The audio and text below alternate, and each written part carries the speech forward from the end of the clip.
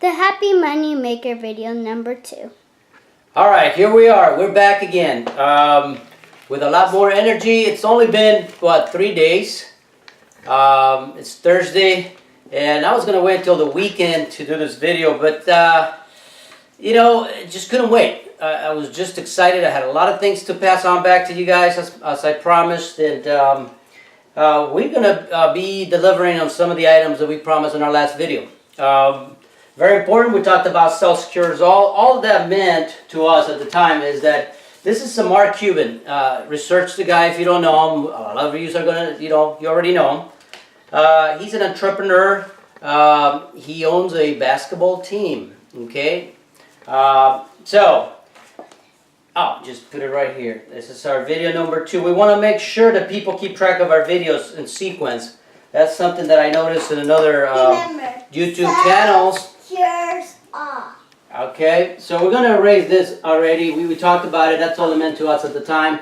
The minimalist, I want to get that out of the way. If you go to the YouTube channel, there is a channel called TEDx Talks. A Rich Life Without Less Stuff. That just goes to our initial recommendation to you guys to get rid of stuff in your garage, in your house. Get rid of the clutter. And make some money while you're at it. It's also playing in Netflix, by the way. If you guys, those of you guys that have Netflix, you'll be able to see that. That's just part of our motivational section of our channel. Without that motivation capital, that backpack full of motivation that we're going to take to our mountain, it's like air. You need it. You need it every day, every minute. Okay? Without it, again, that's right, every second. My helpers here are catching on, and that's already a win for me. If my kids understand some of this and they absorb it, when I'm gone, they'll be able to take over whatever I leave behind. $100 or $1 million, and they'll be able to manage it. They'll know what to do. Nobody's going to take advantage of them. That is my intent. Unfortunately, and then I'm going to veer a little bit. Our world tends to take advantage of women sometimes. Most mechanics and other people just rip them off.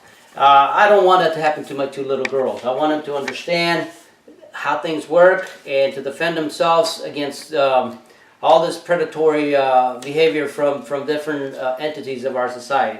Enough said about that. Another thing that I promised, and before I forget, and I'll remind you guys, is about read. I'm sure you guys heard of this guy. Okay? Alright. He's got a lot of good books. He's a great motivational speaker. Okay? Tony Robbins.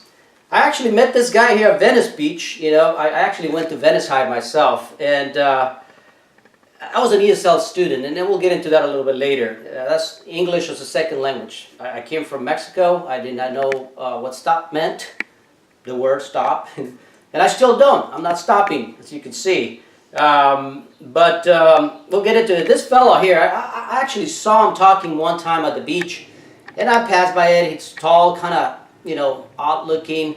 But there was something about him. There was an aura about this fellow that kind of captured my imagination at the time. Didn't pay attention, kept walking. I wanted to hit the jokes in the boardwalk, which they were pretty good at the time. Anyways, read his book. Again, I'm halfway through it, and nuggets of motivation, nuggets, diamonds of motivation come out of this book. Read it. It's your fuel. It's your air. If you're going to be an entrepreneur, if we're going to try to do something better than what you're doing today, you need to change yourself. Okay? Moving on. There's another fellow that I absolutely relate to this fellow here. Okay? His name is Patrick Bet-David. Okay? He is my number 1, to be honest with you. 25 laws for doing the impossible. I'll be real honest with you. I had not even started to read this book. I kind of skimmed through a couple of things and I go, wow. But I've listened to about easily 20 of his videos already. Every day on my way to work, Patrick and I are partners in crime. He is the real deal, by the way. there's a lot of people out there that they jump through riches by doing some sort of event that didn't take a lot of work, to be honest with you. This guy started from the ground up like I'm doing today. He is one of my pillars as far as motivation, and I will continue to listen to him. He is up in the game. I'm at the beginning. I want to bring people out from the ground floor. He talks about a lot how he started, but not a lot of details on how to do it. Not a fault of his, but he's already up there. He is teaching at a level that we'll do this next. He's teaching at a level that many of you guys, if you're starting, probably won't understand. So again, he's got tons of followers. I mean, Tons. I'm talking every video he makes, and it's very real, very genuine. Okay, practical things you can actually use. Not a lot. You can actually see and relate to an individual like that. His traits are good. They are honest, and he's got a lot of honesty on his delivery and how he's going to improve the world around those people to follow him. So that's a great thing. I have the same desire. I'm not a copycat of his, but I relate to his drive and to his background. Similar backgrounds. So anyways, my daughter Josie, we had planned to talk about motivation. So we're going to move to the motivation section here. We'll talk about motivation in teams today for the most part. Okay. I was one of my very few subscribers so far. A guy at work actually give me a suggestion. It's great. The lighting is great. Which, by the way, I just got here from work. A lot of traffic in the Santa Monica Freeway. Okay, for those of you guys who relate here to Los Angeles, Santa Monica 405 is the worst. Anyways, but we're gonna make these videos. I mean, I have to squeeze them in, and I do it this way because one day we'll be more professional. But I want you to understand that you and I are at the same level here. Okay. We'll try to get better as we go along. There's a wonderful sayings that I picked up along the way, and I'm going to find it here. Anyways, as you can see, we changed a little bit our setup. We improved a little bit. Here's our goal. I mean, we framed it. 99-cent store, by the way. 99-cent store, we bought this for $1. Correct. Each one, even the gold. The never give up here. Both of my daughters have that never give up. That's part of your, I want you to put your wall. This is your war room, whether you go to your garage. You don't have a garage, you live in an apartment. Pick a corner wall. Man, instead of putting all the pictures, start putting this stuff in front of you. This stuff will speak to you every day. You get up in the morning, you go, yes. So I have some good ones here, and we're going to go over them. This is on the motivational part of this. I want to inspire you. I want to give you that air. Without that air, you're going to die on me. I'm going to die on if we don't get that inspiration. So never give up. Put one of those in front of you. That's part of what we're doing. That'll tell you when you want to give up. You go, whoa, wait a minute. I told myself I was not going to give up. So collect things remember sayings from people, statements that will keep you going, that'll fire you up. Why am I doing this? Okay, here's one. I came from Mexico, and there was a general in the revolution of Mexico called Emiliano Zapata. Okay, well, Zapata once said, and I heard it as a kid, and I thought, that is great. It makes all the sense of the world to me. Back then, it meant something. Today, it means a little bit something different to me. I've translated, and I'll say it here. It is better to die on your feet than to live a whole life on your knees. What does that mean to me today? Well, to me, it's I'd rather die fighting for what I believe, for what I want, than to live on a job or doing things that I don't actually care much about anymore. Okay, that is you're on your knees when you're doing that. When you're not doing your full potential, you're on your knees. You're actually living on your knees. I actually changed this a little bit. I tweaked it. I'm going to get moving because we have a lot more. But I said it is better to live on your feet, live, not die, live, on your feet than to die a whole life on your knees. Because you're actually, when you're on your knees, you're dying. Okay? So, anyways, a little kind of brain cramp you're going to get, try to understand. But Me too.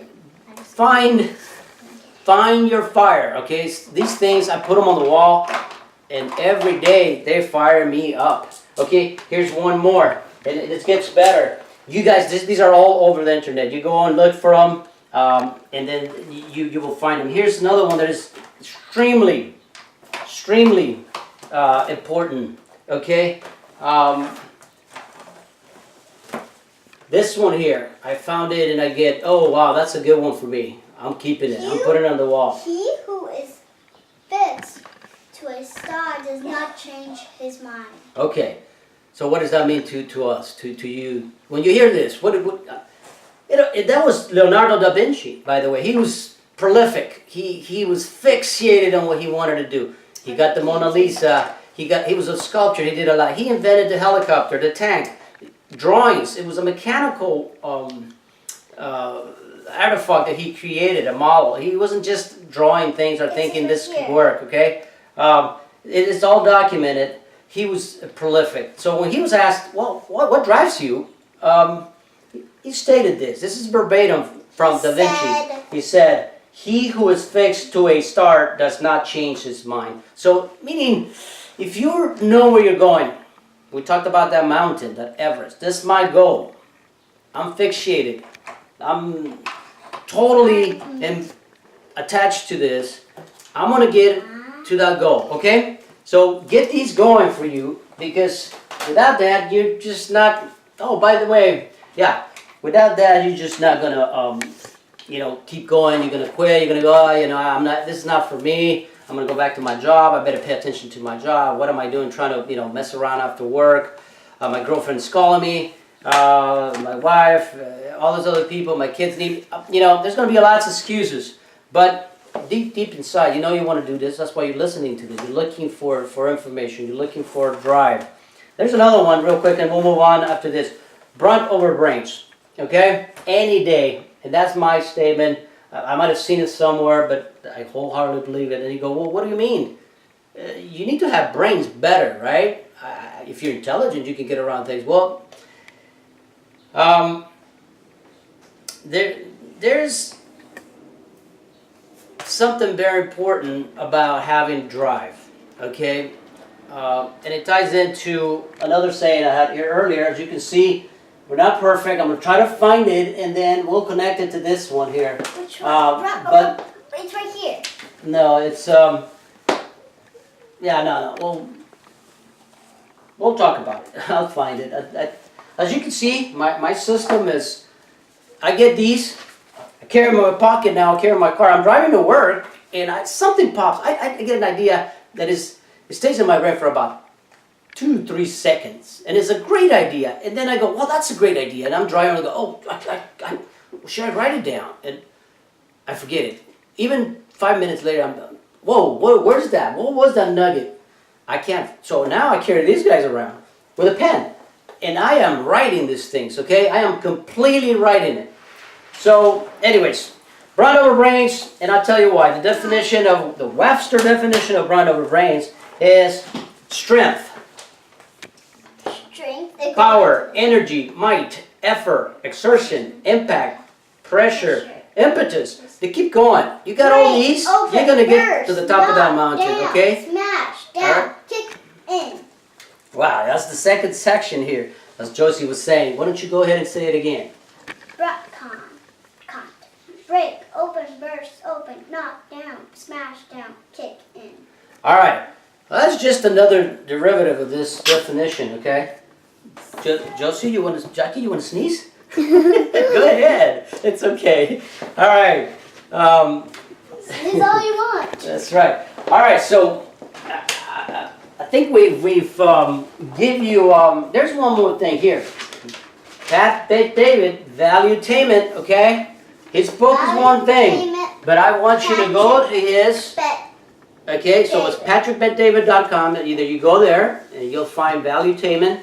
It's a YouTube channel. Again, cannot emphasize how much time this fellow will save you by reading books. He's taken the good nuggets out of the books already and put it in front of you. Don't stay away from the books just because you're getting stuff. Read the books. Verified a lot of this information. He's real. He's doing his homework. He's doing a great job putting information out for us. Trying to get started in a business and how to avoid certain pitfalls that he ended up with. So go there, but always come back here because I am at the bottom. We're starting here at the bottom. We'll continue to give you support in smaller details as to how to get your monies, your capital started. By now, actually, I got to write this down because I was going to do it, but I forgot, and I'll write it here. Well, that was, Memorial Day, and it's been, 4 days? 3. 3. We sold for $650 already at eBay. Okay, you're not going to be able to read this. Okay, I'll put this here. 650. And we had 1,001. So we got 1, 5, 6. This is where we're at. Okay? And again, every item that we're going to tell you in this videos here, it's real. I can't lie in front of my children. I will never lie. There's no need to do that. I'm not looking to be a star on YouTube. I don't want a million followers or 100,000. All I need is about 10 of you, 100 people that are, give me some comments, help me out if I'm helping you out.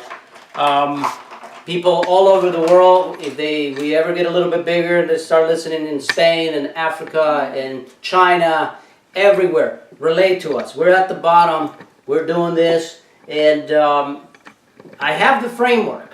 I have the journal framework. That's another deal that, and I know how to fill in the blanks. I've been, in companies doing it all my life, and it's time that I try to do it for myself, and guarantee you that we are going to get places. Okay? What is that, Jackie? Tell them about your next video. Oh.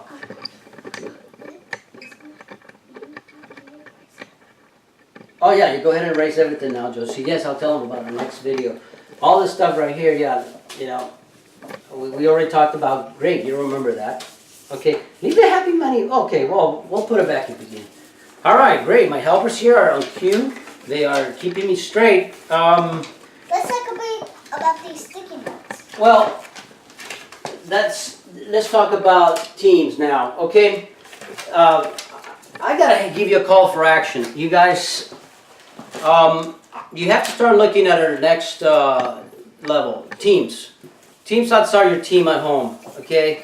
I am working on a group of 4 or 5 people. Team dynamics is very important to understand that because that's what will get us places. Team dynamics is 4 to 5 people.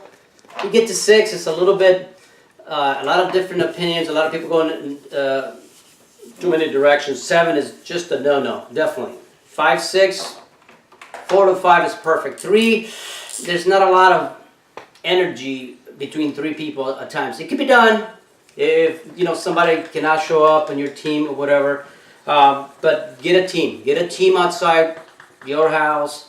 Inside your house. To bring different skills. I'm already working on getting a fellow who's got a lot of IT skills. Okay, so IT skills are very important. Internet, younger, individuals on your team, women, men, different races, excellent. It rounds out the team. If you end up with 4 or 5 guys, at least 1 or 2 of them, depending on the age, are going to want to go somewhere else. They may be jockeying for position, within the team. Nothing wrong if it's just guys, but I personally prefer women and men and younger, older. A mixture of that in a team is perfect. Different perspectives around the mountain. What one see, the other one may not see it, but together as a team, we'll be able to have all the perspectives. Yeah, Josie wants to say something, so let's go ahead and do that. Go ahead, Josie. My friend Heidi, she says gets older, she'll climb Mount Everest. Oh, that's what you said, huh? All right, well, that's a good goal. I mean, we are climbing our Mount Everest. But in real life. Correct, I know, in real life. But ours it's a mountain. But, and we use that metaphor because climbing a mountain, or any task that you do every day on your life, it's, you know, you're already climbing something. How do you do it and how far you get, and if you enjoy doing that climb, we're already in this life, okay? So we have to make the best of it, and why not have fun and thrive while we're doing it, okay? So, in our previous video, we mentioned Mount Everest, our goal.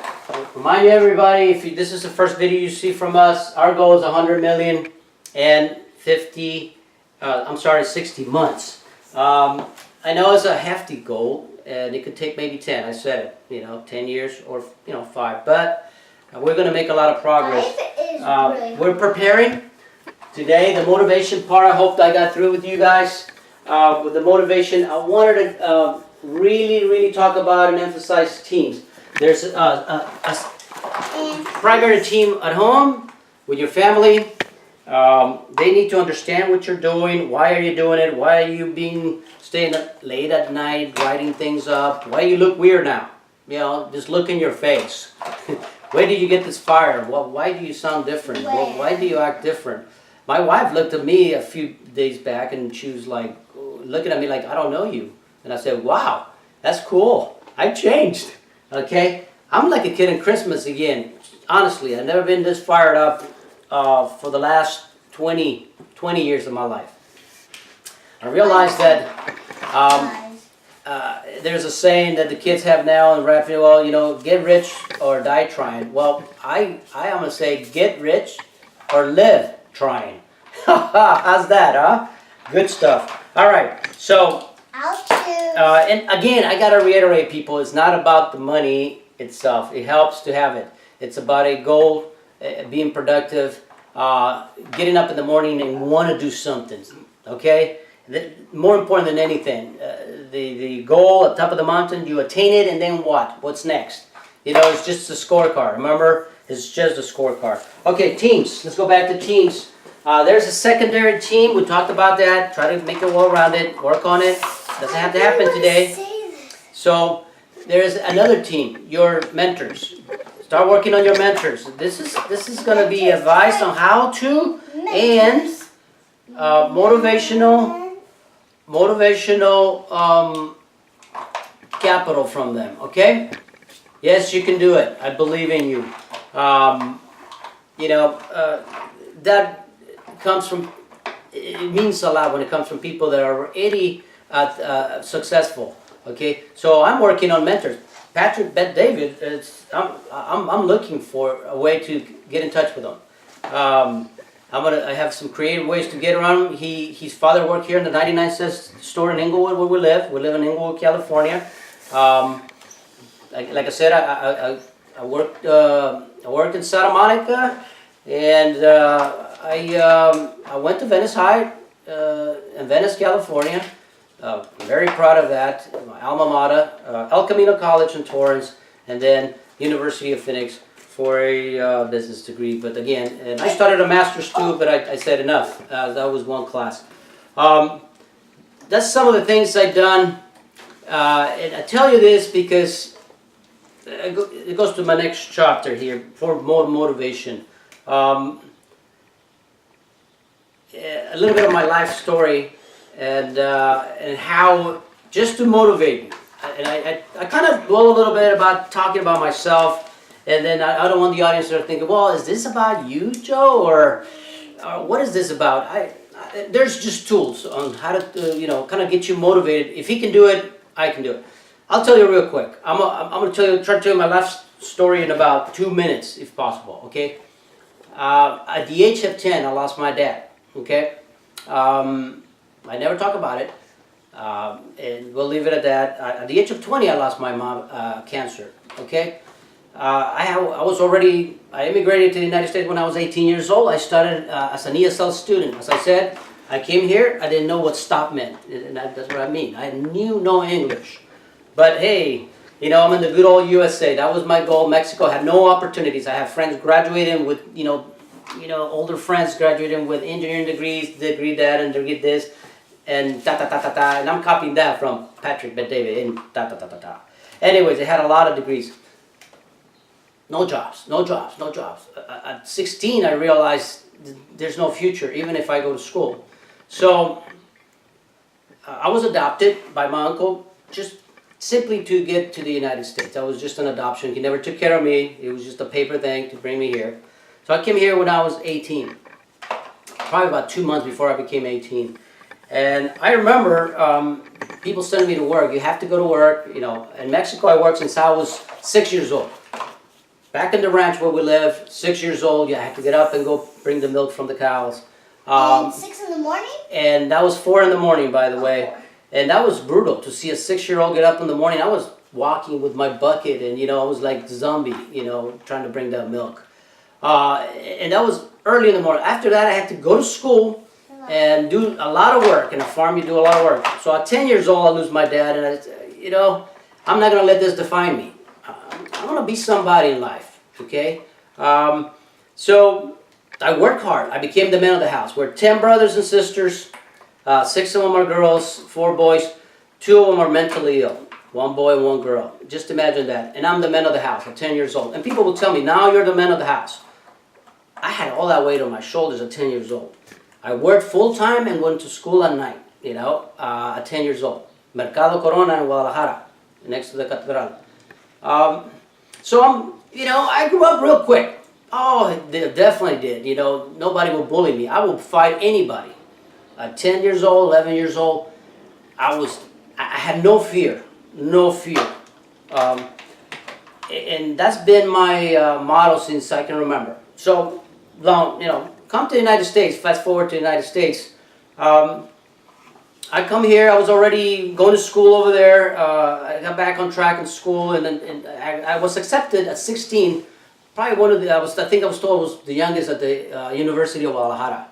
And I came out and what they called the list. And,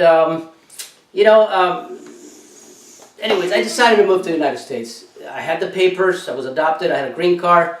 Come on over. And I did. So I get here and go to work. First day, I had to go to a car wash in Santa Monica. And I remember that day, just like if it was yesterday. Actually, every day that I go to work today, I pass by that car wash, right on Lincoln. Anyways, one day, I'm working there. They're training me, no pay. And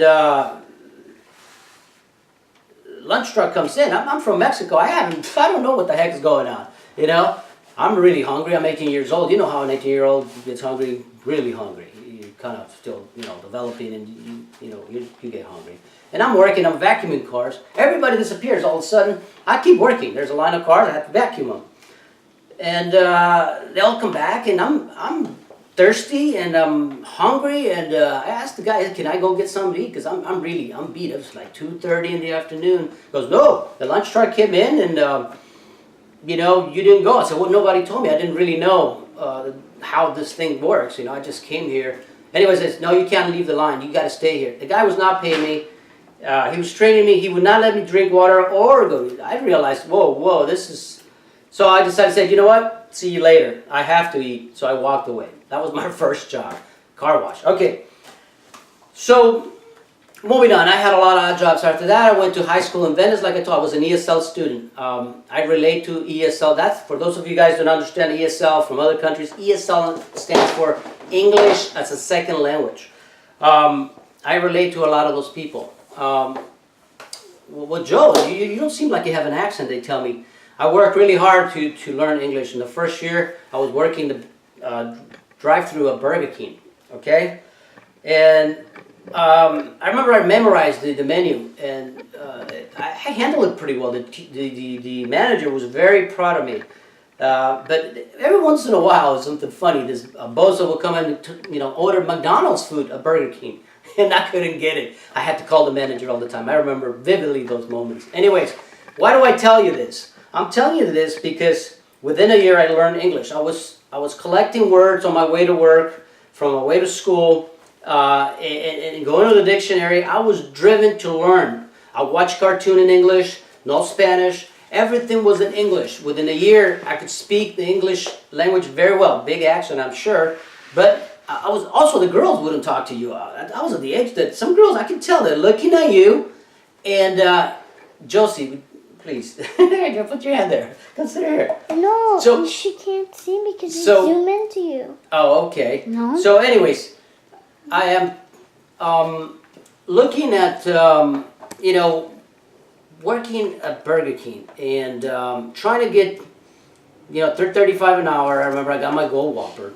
I tell you this because, you know, we all started at the very bottom. You know, those of you guys who were born in the U.S., you have your story, you come in, you do your things.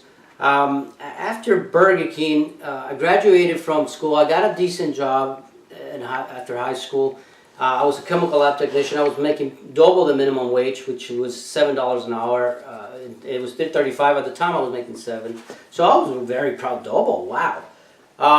But I soon realized that I was not going to get anywhere with that. So I went to college. I went to junior college. I said, I have to do that.